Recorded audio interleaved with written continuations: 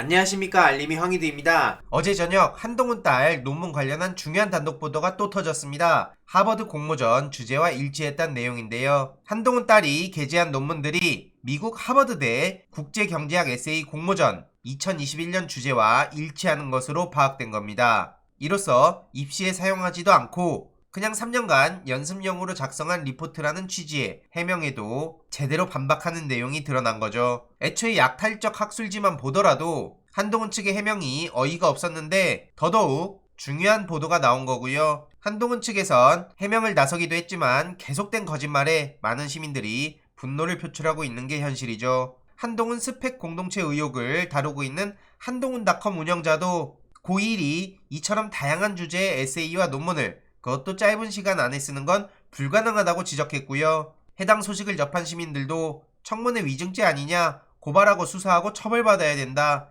이런데도 윤석열은 한동훈을 법무부 장관으로 임명할 기세인데 이게 윤석열이 말한 공정과 상식의 민낯이냐, 얼토당토하는 소리를 하고 있었다. 이런 지적까지도 나오고 있죠. 이런 와중에 한동훈 후보가 적합도 44%라는 보도가 나오고 있는데 여론을 조성해서 한동훈 임명에 부담을 줄여주려는 겁니까? 애초에 의미 없는 조사란 얘기까지 나오고 있고요. 한동훈 기준으로 조국 전 장관 탈탈 털듯이 털면 한동훈은 더 크게 처벌받아야 마땅하다는 얘기까지 나오고 있죠. 참고로 정호영 후보는 아직까지도 부정을 저지르지 않았다며 사퇴 의사 없다고 입장을 반복하고 있는데요. 국민의힘 측에서도 윤석열 대통령에게 정호영, 김성애 정리해야 된다 이런 입장을 계속해서 전하고 있습니다. 이후로 권영세, 박보균, 원희룡을 결국 임명했다는 소식이 전해졌고요. 정호영은 낙마수순이란 소식까지 나왔네요. 그런데 원희룡 임명한 것도 어이가 없고 한동훈에 대해서도 임명 강행 의지를 보이고 있다고 해서 더더욱 어이가 없는데요. 애초에 소통도 안 하면서 자기 멋대로 하고 있고 저런 만행이 얼마나 가는지 지켜보겠습니다. 이외로도 혐오 발언 논란에 휩싸였던 김성애 비서관은 자진 사퇴를 했는데요. 사퇴한다고 끝날 문제가 아닙니다. 지난 며칠 동안 아무런 입장도 내지 않던 윤석열 측에 대해서도 역시나 비판을 해야겠죠. 비슷한 생각을 갖고 있으니까 계속 품고 있었던 거 아닙니까? 만약 문재인 정부였다면 언론이 이 정도로 넘어갔을까요?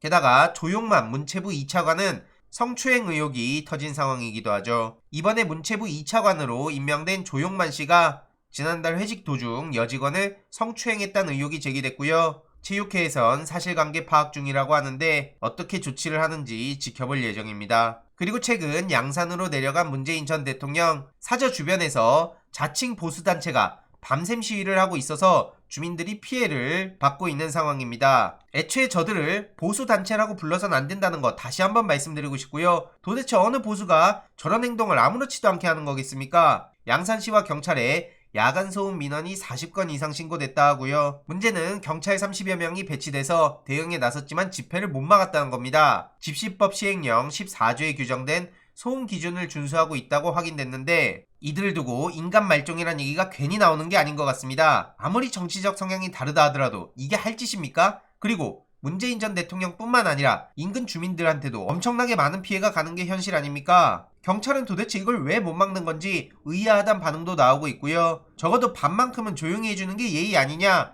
이런 얘기까지도 나오고 있습니다. 만약 윤석열 측에 저런 행동을 저질렀다면 경찰이 이렇게 순순히 법에 따랐을지 의문이란 얘기도 나오고 있고 저들의 돈줄이 뉴라이트고 그런 뉴라이트를 중용하는 게 윤석열 정권인데 쫄기라도 하겠냐 이런 비판까지도 나오고 있습니다. 이후로 7m의 가림막을 쳤다는 보도가 나오기도 했는데요. 임시 가림막을 설치해야 할 정도로 여기저기서 부담을 줬기 때문 아닐까요? 게다가 앞서 말씀드렸던 시위 집회도 안정권이라고 다들 잘 아실 겁니다. 이에 대해서 아쉽다, 이해한다는 반응이 대부분인데 일부 불통이다 이런 얘기를 하는 사람들이 있다는 걸 언론에서 보도하고 있습니다. 애초에 저런 망나니 같은 짓들을 저지르고 있는데 여기서 불통 얘기를 전하는 이유가 뭡니까? 이러니 해당 소식을 접한 시민들도 여기가 동물원이냐? 어디서 불통이란 단어를 꺼내 들고 있냐? 가림막을 치건 말건 주인 마음이지 물어뜯을 게 그렇게 없냐? 이런 비판의 목소리까지도 나오고 있습니다. 이후로 사저 가림막을 하루 만에 철거했다는 소식이 전해지기도 했는데요. 자연스러운 모습을 숨길 이유가 없어서 치우기로 했다고 하는데 너무 돈 없는 취재 경쟁이 이뤄지진 않았으면 좋겠습니다.